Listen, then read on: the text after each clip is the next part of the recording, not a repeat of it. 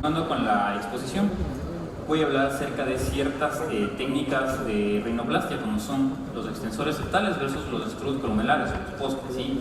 Esta es una inquietud que al menos a mí personalmente me surgió durante algún episodio de mi formación, por la cual pues he tratado de hacer alguna intervención y hemos realizado igual un estudio de la misma forma, descriptivo, de tipo retrospectivo, para tratar de objetivar de igual, de mejor manera, cuáles han sido los resultados obtenidos con uno u otro de los tipos de intervención que se realizaron. Entonces, pues como ya nos mencionó bien mi compañera Eli, la rinoplastia es una cirugía realizada con mayor frecuencia, sí, hoy en día, por los cirujanos estéticos, además que la rinoplastia estructural, que es la que realizamos en su mayoría los cirujanos faciales, ha ganado terreno desde sus inicios y que han ido evolucionando diferentes técnicas para acercarse a los resultados con los cuales el paciente nos solicita y que nosotros también encontramos que son mucho más estéticos y acordes a los rasgos y facciones que tiene cada uno de ellos. Entonces, pues a la vez se ha visto igual que algunas de las técnicas que se creía en cierto punto que ya se habían quedado en desuso, se han ido retomando, viéndose que también pueden darnos buenos resultados en pacientes adecuadamente seleccionados de igual forma. Entonces, dentro de lo que es el extrudo columelar o el poste que todos conocemos, este es uno de los cartílagos, uno de los injertos más frecuentemente realizados, viéndose que el cual se va a colocar y se va a fijar entre las cruras medias, como podemos ver aquí, sí, de diferentes formas. Entonces, este puede ser de tipo fijo, como vemos en esta zona, o flotante de igual forma, fijo o flotante, lo cual pues va a darnos o conferirnos diferentes estructuras, diferente soporte y también diferentes resultados estéticos para el paciente dependiendo lo que éste requiere. Entonces, dentro de los efectos que vamos a tener con un poste columelar son que este nos ayuda a mejorar la proyección de la pirámide nasal y a elongar la columela en caso de que ésta se encuentre muy corta, ¿sí? Además, a la par de hacer esto, nos ayuda a mejorar la forma estética que van a tener las narinas, nos va a generar un ensanchamiento a nivel del ángulo nasolabial, dependiendo también de la localización y la colocación que se le dé al mismo. Además, se puede hacer un avance caudal del septo membranoso en caso de una columela que se encuentre muy retraída. Puede servirnos de una base firme para injertos a nivel de la punta, como son el Nolei, los tipos Shield, o también para soporte a largo plazo y dar firmeza a la punta, que es una de las características que se ha visto, como que con el paso del tiempo la nariz tiende a caer. Esto nos ayuda a mantener fijo durante un periodo de tiempo más largo en realidad. En cambio, en cuanto a lo que es el extensor septal, como podemos ver aquí, ¿sí? Este fue introducido en 1997 por Beard y sus colaboradores y es uno también de los injertos que ha ido ganando popularidad, sobre todo en los últimos tiempos, viéndose que los principales efectos que va a provocar este es una elongación, proyección y rotación de la punta, pudiéndose jugar con esto dependiendo de la fijación y la ubicación con la que se coloque el mismo. Entonces, este se le fija al septo dorsal o caudal, dependiendo qué es lo que estemos buscando, y nos va a ayudar como un injerto de soporte fuerte y también nos sirve para mantener una proyección cuando lo anclamos a los cartílagos laterales inferiores, los cuales pues suelen ser débiles, sobre todo en poblaciones mestizas como es la nuestra. Además, pues nos sirven para mejorar la proyección en una nariz muy corta y que la punta igual de esta forma sea corta o la columela de igual forma. Entonces, dentro de lo que es el extensor, va a haber de diferentes tipos, ¿sí? Y el cual va a cumplir también diferentes funciones. Tenemos el de tipo Sprader Graft, ¿sí? El cual es similar a un injerto espaciador como tal, pero tiene la característica de tener una punta o una saliente, lo cual va a servir como un extensor. El tipo Batten, que es el más comúnmente ocupado y que nos da algunas ventajas, ¿sí? Porque además de generar una proyección, nos va a servir también para dar un soporte mucho mayor a lo que es la pirámide nasal. Y el que es tipo extensión directa, el cual puede ser un injerto pequeño en caso de pacientes que no tengan mucho cartílago y que nos va a generar también un cambio estético bastante adecuado, obviamente en pacientes que tengan un adecuado soporte a nivel del septo caudal. Y la fijación del mismo, pues que puede ser de diferente tipo, término terminal, término lateral, dependiendo de la longitud del septo y que sea también lo que nosotros estemos buscando como resultado dentro de la cirugía estética. Entonces, dentro de los principales efectos vemos que nos va a ayudar para mejorar el soporte y la proyección de los cartílagos laterales inferiores cuando se los ancla los mismos hacia el borde de este injerto. Puede ayudarnos a la elongación de la columela y de las narinas y generar un alargamiento nasal, y sobre todo en caso de narices cortas, lo cual es un tipo de alteración muy frecuente en la población, sobre todo secundario a traumatismos en los cuales el tercio inferior de la pirámide se queda bastante hipoplásico. Además, nos sirve también para generar un avance caudal de la columela retraída en caso de que ésta se encuentre demasiado hacia la región posterior. Entonces, dentro de las principales ventajas que tenemos con un extensor septal, vamos a ver que la curva de aprendizaje que se requiere para empezar a implementarlo dentro de nuestra arsenal de técnicas quirúrgicas es que tiene una curva baja en realidad, ¿sí? Y que la proyección en poblaciones en las cuales los cartílagos laterales inferiores son débiles, pues va a ser un aliado bastante importante para mejorar esto.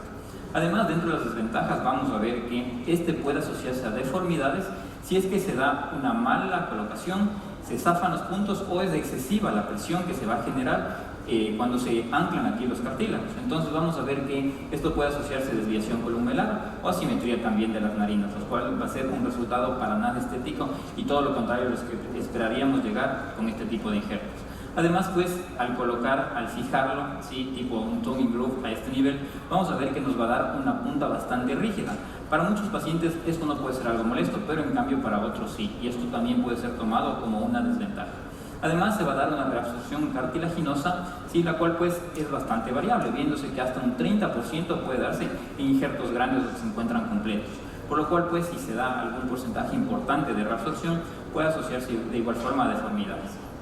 Además, puede darnos obstrucción nasal si es que se da una protrusión o si es que se da una migración del injerto, generándonos un desvío septal incluso por una mala colocación del injerto tipo extensor septal. Además que la cantidad de injerto, sobre todo si colocamos algún injerto de tipo Batten, va a ser bastante importante, ¿sí? Y en muchos casos pues no vamos a tener la cantidad suficiente, por lo cual pues no va a ser posible colocar uno de estos injertos a menos que tomemos de otras zonas como donadoras del cuerpo. Entonces, dentro de los resultados que obtuvimos con esto, vamos a ver el caso de una paciente, la cual es una paciente bastante mestiza por sus rasgos, como podemos ver, en la cual se realizó una cirugía en la cual únicamente se colocó un extrudo columelar. Entonces, en la revisión, en la parte de la perfilometría, vamos a ver que los ángulos que se obtuvieron con ella son bastante adecuados. Un ángulo nasofacial, que veíamos que nos ayuda con lo que es la proyección en 20 grados y con al colocar un extensor y obviamente asociado a una gibectomía, vamos a tener un ángulo nasofacial de 30 grados, que es bastante adecuado, bastante acorde y obteniéndose resultados también bastante satisfactorios en este caso. ¿Sí? Además, pues los ángulos de la rotación de la punta, viendo que el nasolabial está en 70 grados y posterior a una colocación de únicamente un poste, tenemos ángulo de 96 grados, ¿sí? Que también es bastante adecuado, con resultados bastante armónicos y bastante naturales que obtiene el paciente. Entonces aquí tenemos algunos de los resultados de los diferentes ángulos de igual forma medidos en esto y los promedios, y que posteriormente haremos una comparación, ¿sí? Con otro tipo de resultados obtenidos. Entonces, dentro de lo que es el extensor septal, en cambio, sí, vamos a ver algunos casos, como por ejemplo en esta paciente, en la cual vemos una jiba en verdad bastante pequeña o una pseudojiba, ¿sí? Hablándose de que le falta algo de proyección a nivel de la punta y teniendo una forma bastante redondeada, bastante bulbosa. Entonces, los ángulos que se obtuvieron posterior a colocar un extensor septal, vemos que mejoraron muchísimo, ¿sí? Estando en 33 grados hasta 37 grados a este nivel. Ya, en este caso pues vemos de igual forma sí, una nariz bastante mestiza con una jiba, una punta hipoproyectada también y bastante bulbosa con un ángulo nasolabial de 78 grados y posteriormente mejorando hasta los 99 grados, que es una nariz bastante adecuada y con resultados bastante acordes. En este caso también vamos a ver lo que es la proyección, viéndose que el porcentaje de proyección en esta relación está en 56%, mejorando hasta 62%, estando dentro de rangos completamente normales para la paciente, ¿sí? Aquí de la misma forma, obteniéndose resultados que estaban en 59% hasta 65%, de la misma forma bastante adecuados y bastante correctos. Estos son los resultados, en cambio, que se obtuvieron con el previo a la cirugía del extensor septal y posterior al mismo. Entonces vamos a quedarnos con estos resultados para hacer una comparación de qué es lo que se logró obtener mediante una u otra técnica quirúrgica, ¿sí? Entonces vamos a ver que tanto con lo que es el extensor septal como lo que es el extrudo columelar se obtuvieron mejorías bastante importantes a nivel del ángulo nasofacial, del ángulo nasolabial y también en esta relación en la proyección de la punta, ¿sí? Y viéndose que, por ejemplo, en lo que es extrudo columelar mejoró 4.5 grados, 18.5 en el nasolabial y disminuyó un poco en cambio en lo que es la proyección, que es algo a tener en cuenta. En cambio, con lo que es extensor septal, mejoró 4.5 en nivel del ángulo nasofacial, 12.5 en lo que es el nasofacial, nasolabial 12.5 y 1.5 en cuanto a lo que es la proyección. Entonces, haciendo ya una comparación entre lo que es los resultados obtenidos con lo que es extrudo columelar versus extensor septal, vemos que tenemos mejores resultados, sobre todo en lo que es rotación y proyección, cuando utilizamos un extensor septal. Entonces, con esto de igual forma podríamos llegar a las conclusiones de que los dos tipos son injertos que se actualizan con mucha frecuencia y que contribuyen para dar soporte y firmeza a la pirámide nasal cartilaginosa.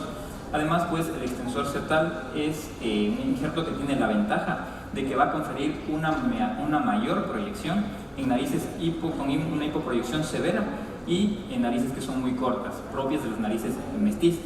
Además, pues, aunque tiene estas ventajas, también hay que tener en cuenta que las desventajas a las cuales puede asociarse también van a estar presentes, ¿sí? Y que también deben tomarse en cuenta. Y que los dos tipos de injertos requieren curvas de aprendizaje para su correcta utilización y perfeccionamiento y son buenas opciones para el tratamiento de narices mestizas. Listo, eso sería todo. Muchas gracias. Bueno, el doctor va a presentar turbinoplastia con microdevidador.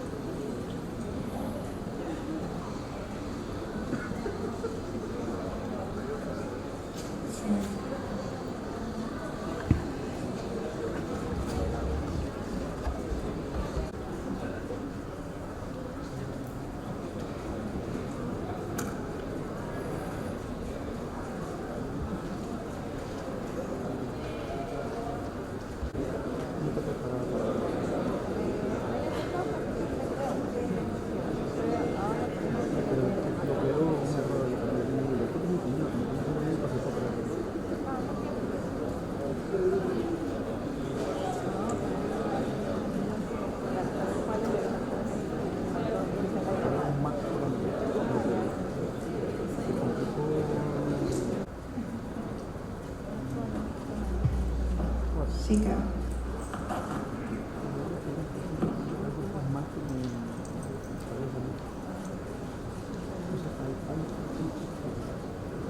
Están internados en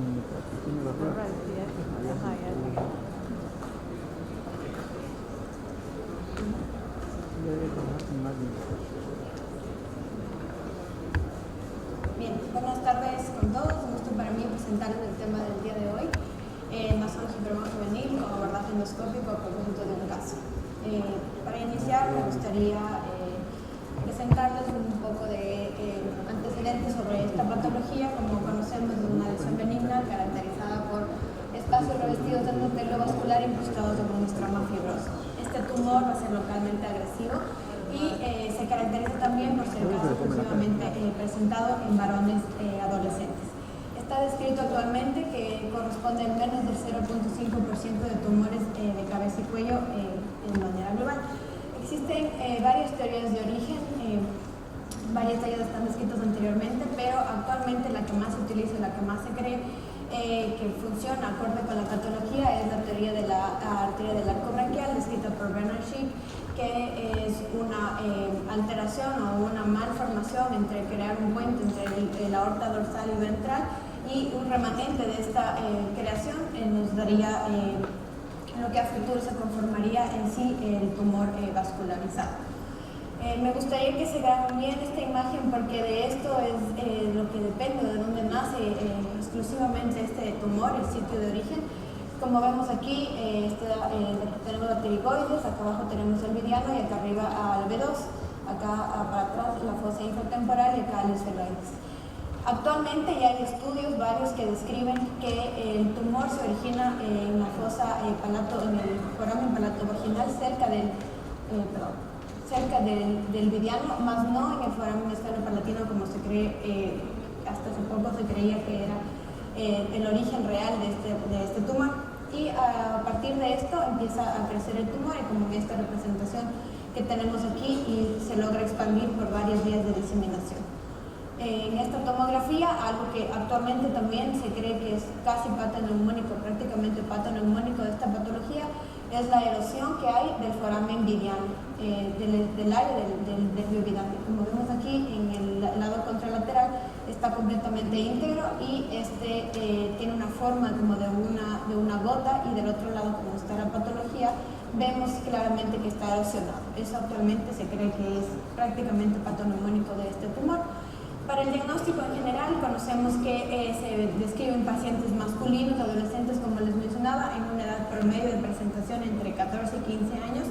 Y el síntoma principal, lo más común que van a consultar los pacientes o sus familiares, es la insuficiencia ventilatoria nasal.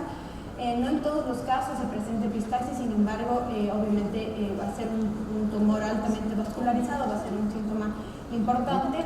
Tenemos también pacientes que en algún punto pueden tener un tumor de gran tamaño y pueden llegar a una obstrucción de la vía respiratoria y podamos terminar en una traqueotomía. Y en estos mismos pacientes que tienen tumores de gran tamaño se puede presentar una deformidad facial. Otros síntomas también que nos pueden acompañar en el diagnóstico es rinorrea, rinoralia, pífora, proptosis, otitis y anemia, entre otros. Para el abordaje inicial de este tumor, importante recordar el método diagnóstico de elección, la TAC simple contrastada de nariz y senos paranasales, y este tipo de imagen nos va a ayudar mucho, sobre todo a ubicar y hacer una proyección incluso prequirúrgica del abordaje para el tratamiento. Como sabemos, ya más adelante conversamos, este es un tumor que el tratamiento es netamente quirúrgico.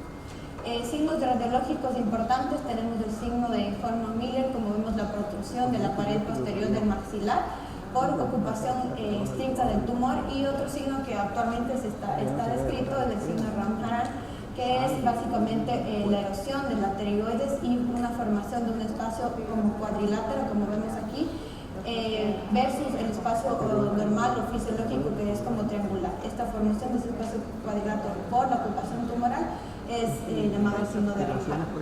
Para el diagnóstico también nos apoyamos en angiografía y angiotomografía. Claramente en este caso, tomar en cuenta que la arteria maxilar es prácticamente la responsable de la irrigación de este tumor en la mayoría de tumores, sobre todo en los que tienen pequeño y mediano tamaño.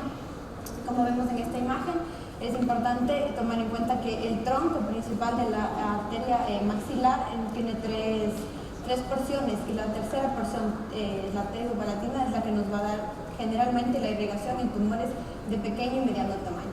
Los tumores que se extienden más hacia atrás estarían comprometidos las otras porciones de la arteria maxilar. En estos casos, parte del manejo es la embolización transarterial, que como conocemos es una importancia en la reducción de hemorragia transoperatoria, y se recomienda realizarla 24 a 48 horas previas, tomando en cuenta que se debe hacer en mano de expertos para este tipo de procedimientos, por el riesgo sobre todo isquémico de accidentes cerebrovasculares por diseminación en sí del agente embólico, sobre todo la arteria carótida interna. Sistema de clasificación para poder realizar un estadiaje adecuado de esta patología. Existen varios, como conocemos, Fish, Andrews, Gradowski y Chandler. Actualmente me gustaría mostrarles la clasificación de Janakaram, que es una clasificación que nace de Chandler, pero es mucho más específica en relación a qué compromiso tiene a nivel de diseminación del tumor en toda su extensión. No me voy a detener en decirles la clasificación en honor al tiempo, pero justamente en el caso que vamos a revisar ahora es un paciente que tiene un Janakaram 2A, que presentaría una extensión a nivel de toda la cavidad nasal con una mínima invasión o un mínimo compromiso de la fosa pterigo-palatina. En el caso que les presento el día de hoy, es un paciente que tenemos de 15 años de edad, sin antecedentes personales ni quirúrgicos de importancia, quien acude por una sintomatología de mala ventilación nasal de 8 meses de evolución, con empeoramiento progresivo en los últimos 3 meses. Según refiere su madre y el paciente, ha presentado 3 episodios de epistaxis de difícil control previo a la primera visita en nuestro centro. Al examen físico tenemos un paciente en la rinoscopía anterior con una nula ventilación nasal, una ocupación tumoral total de la fosa nasal con una coloración rosado pálida sin datos de sangrado activo.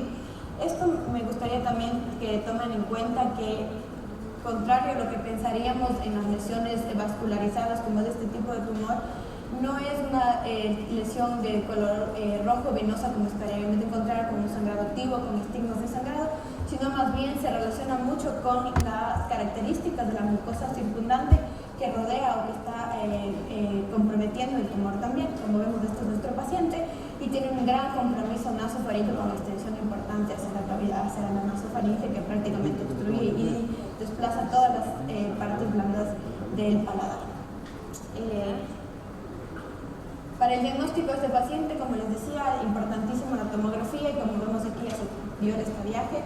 Es como pueden ver, es un tumor de gran compromiso de la nasofaringe que tiene una mínima compromiso de la fosa arterigo-palatina, como vemos aquí señalado en el círculo rojo, y además este caso interesante que tiene también una insinuación ya en el foramen orbitario, pero no llega a comprometer en sí. Esta es la tomografía en corte coronal del mismo paciente y encontramos básicamente los mismos hallazgos.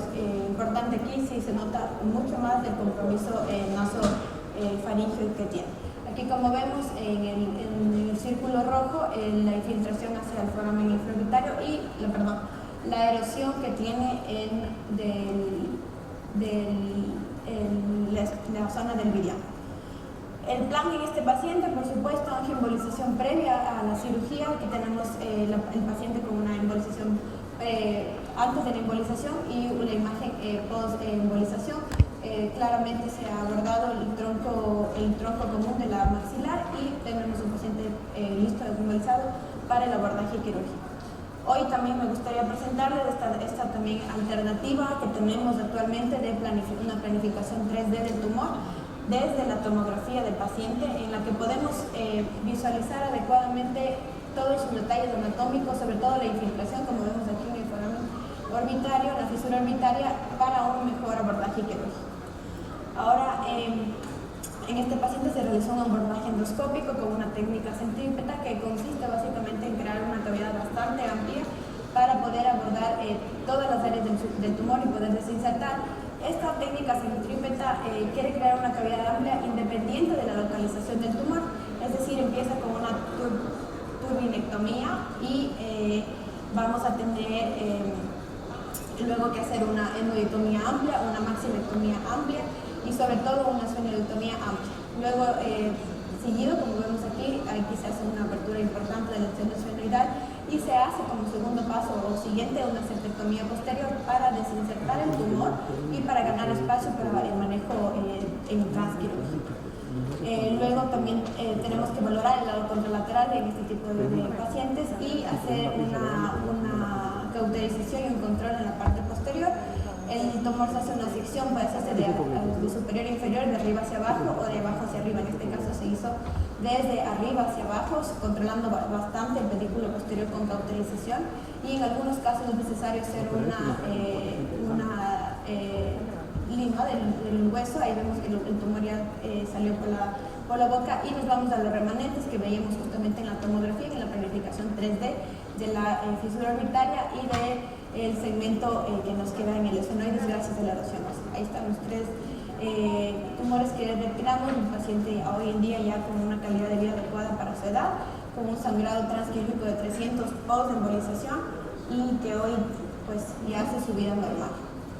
Finalmente les traje una revisión bibliográfica de comparaciones de 5 estudios de los últimos 5 años sobre técnicas abiertas y técnicas endoscópicas para abordar este tipo de tumores.